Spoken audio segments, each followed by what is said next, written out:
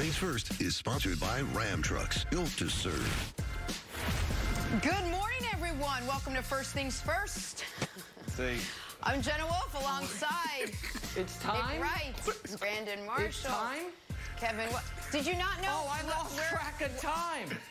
That's going around I these see what's days. happening here. I lost track of time. I thought it was, I thought we were starting at 7:31, not 7:30. 4 down. Can't blame me, though. 4th down. Can't blame me. Gotcha. It's time now. I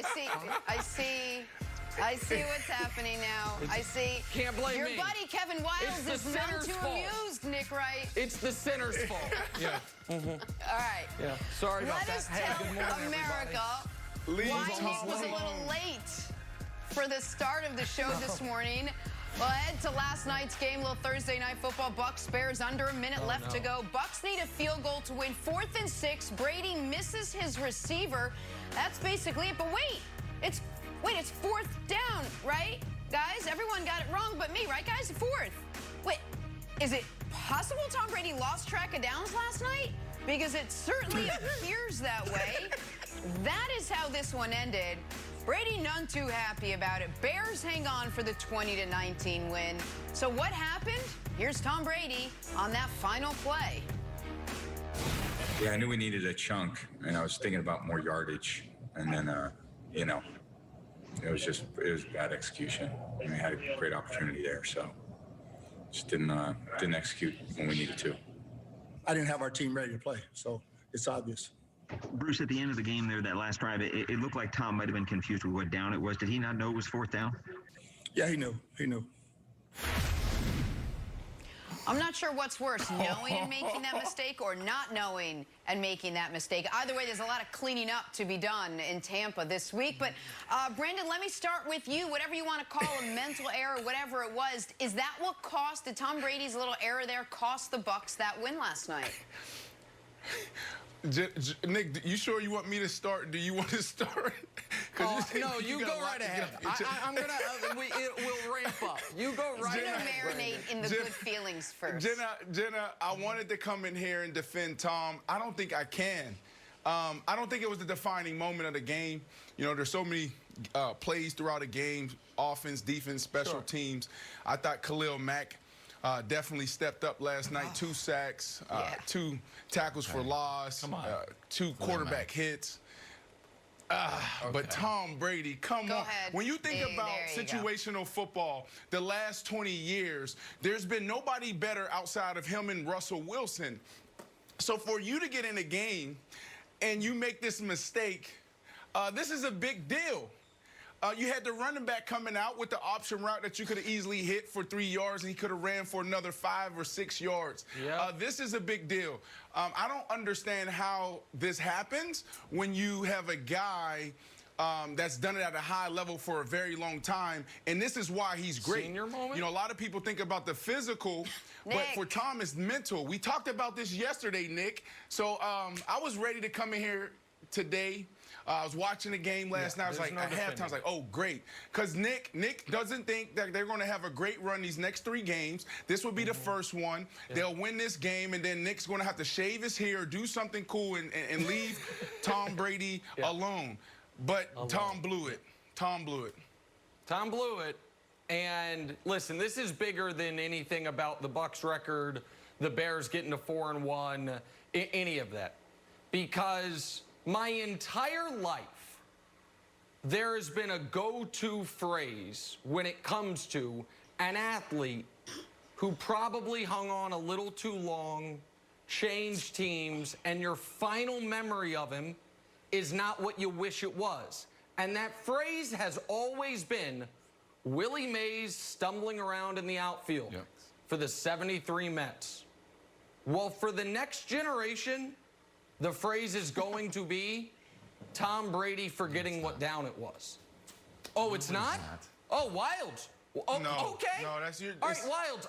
Because there's still a lot of football left. Serious. I can't tell. No, I'm totally serious. Do you listen? Hey, those 73 Mets. Those 73 Mets, by the way, that happened in the World Series on a very foggy day when everyone was falling down.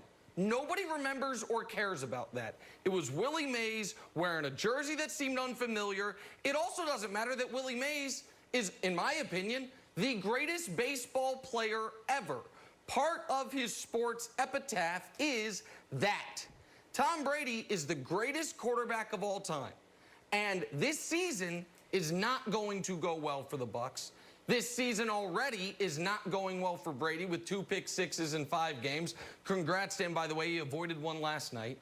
And forgetting what down it is, which is something you can count on less than 4 fingers, how many times you can remember a quarterback doing that, particularly when there wasn't a spike play involved, which sometimes can make you lose track of downs, is a mortifying moment for any quarterback in the league, Wilds, much less a guy who is out there allegedly because he is the smartest, most aware, most connected guy on the field at all times. So absolutely Tom Brady, forgetting what down it is, will become this generation's Willie Mays stumbling around in the backfield. I like the creativity of the take, but it won't for a few reasons. One, it's because there's sort of a bookend to Willie Mays, right? You have the over-the-shoulder catch, and you have stumbling around in center field, so it just feels like an arc. And you could argue that, sure, like Tom Brady is like the ultimate comeback king, and now he lost track of downs. But Brandon, I'm not entirely blaming this on Tom Brady. There's 2 variables here. One is Tom Brady is in a new uniform. The other one is there's no fans. There's no sort of like situational awareness. And I feel like if Chicago fans were on their feet going crazy, any sort of like little mental lapse, Tom Brady would be like, man, these fans sure are going crazy. What down is it? And I actually am blaming the lack of fans for being the extra variable that screwed Tom Brady up. Do you buy it? Oh, and before you answer that, I have one other question for you. Does this actually happen more often than we realize? Does this actually, like, is it like baseball where it's like, hey, 2 outs, everybody? They're constantly being reminded. And there's even fewer chances, only 3 outs. Does it actually happen more often? And it's just Tom Brady was very, like, obvious about it. Yeah, it happens all the time, but it happens to rookies. It happens to guys that are in their first year. It happens to guys that only last 2 or 3 years in the NFL. It doesn't happen to Tom Brady. It doesn't happen to Drew Brees. It doesn't happen to Russell Wilson. It doesn't even happen to a young Patrick Mahomes. You know, that's why this is a big deal, but it's only a big deal for this moment because, yeah, there's only 16 games in the season, but the season is long. This team is still a contender. This team can still go out there and win. You're going against – this is Tom Brady with no he didn't have a healthy Mike Evans. Chris Godwin wasn't there. O.J. Howard wasn't there. And they're also playing against a really good defense. No, but you got to keep all that in consideration when we're talking about Tom Brady going into Chicago and losing by 1 point, okay? And what he had. Brandon, weapons or not, on the very first drive of the game, he airmailed an easy touchdown pass. But that train's never late.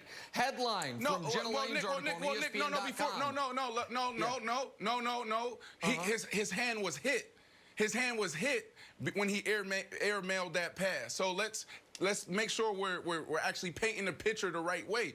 Tom Brady just last week threw for 5 touchdowns, and that was the topic yesterday going into the game. It's a lot of football left. Was it bad? Yes. Will people talk about it potentially a year from now, 2 years from now, maybe 10 years from now? Yeah, but this is the GOAT, 6 championships. And he can potentially be a contender this year at the end of the season. All right. Well, listen, we've got a lot of show left to just talk about this. Plenty more.